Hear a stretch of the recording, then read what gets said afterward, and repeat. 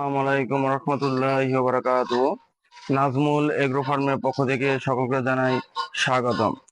গর্ভবতী গাভীকে কি কৃমির ওষুধ দেওয়া যায় কিনা, এটা নিয়ে কিন্তু আমাদের মনে একটা ভয়ভীতি রয়েছে।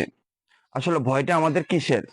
গাভীটাকে নিয়ে, না গাভীর ভিতরে যে বাচ্চাটা আছে এই বাচ্চাটাকে নিয়ে?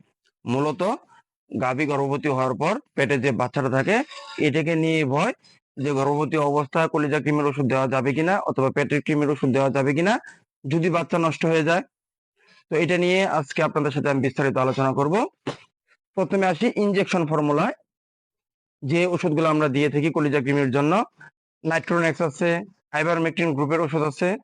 তো এগুলা কিন্তু আমরা কলিজা কৃমির জন্য দিয়ে থাকি এবং গর্ভ অবস্থায় 100% নিরাপদ। তো আমরা কিন্তু অনায়াসে কলিজা কৃমির জন্য গর্ভ অবস্থায় হোক অথবা অন্য যে কোনো সময় হোক গরুকে ইনজেকশন করতে পারবো।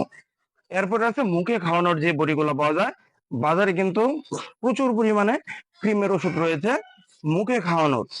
মুখে যে বোলাস গুলা দেই মূলত পেটের ক্রিমের জন্য।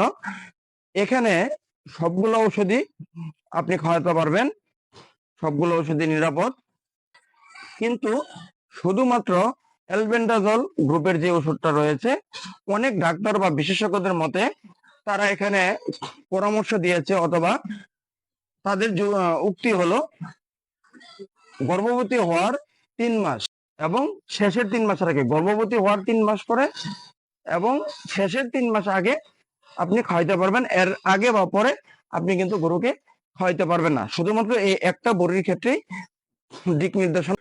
বাকি অন্যান্য যে বড়িগুলো আছে এই বড়িগুলো কিন্তু আপনি গর্ভ অবস্থা হোক তো অন্য যে কোনো সময় হোক নিশ্চিন্তে খাওয়াতে পারবেন। তো আমরা একটা জিনিস ভুল করে থাকি, গর্ভ অবস্থায় যদি কোনো গরুকে ক্রিমির ইনজেকশন বা বোলাস দেই, আমরা কিন্তু ভয়ে যে বাচ্চাটা যদি নষ্ট হয়ে যায়, কোনো ধরনের যদি দুর্ঘটনা ঘটে, এই ভয়ে কিন্তু আমরা গরুকে ওষুধ দিতে চাই না বা অল্প পরিমাণ দিই।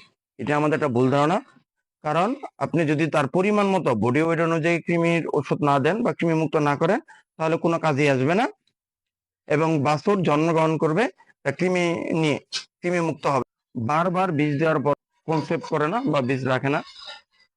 তো এটা থেকে কিন্তু বারবার বীজ দেওয়ার পর খেয়াল করে দেখবেন গরু কনসেপ্ট করছে না বা বীজ রাখতেছে না।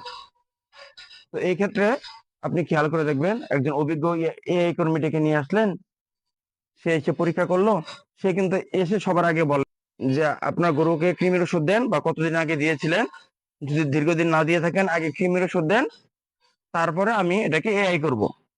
তার মানে অবশ্যই কৃমির ওষুধের কিন্তু এখানে গুরুত্বটা রয়েছে।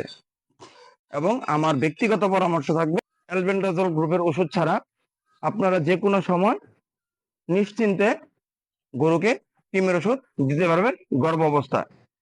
সকালে ভালো থাকবেন, সুস্থ থাকবেন। সবগুলা কথাই ছিল আমার ব্যক্তিগত মতামত। আপনারা আপনাদের নিকটস্থ ভেটের সাথে পরামর্শ করে ওষুধগুলো দিবেন এবং গরুর প্রতি সচেতন থাকবেন। ধন্যবাদ সবাইকে।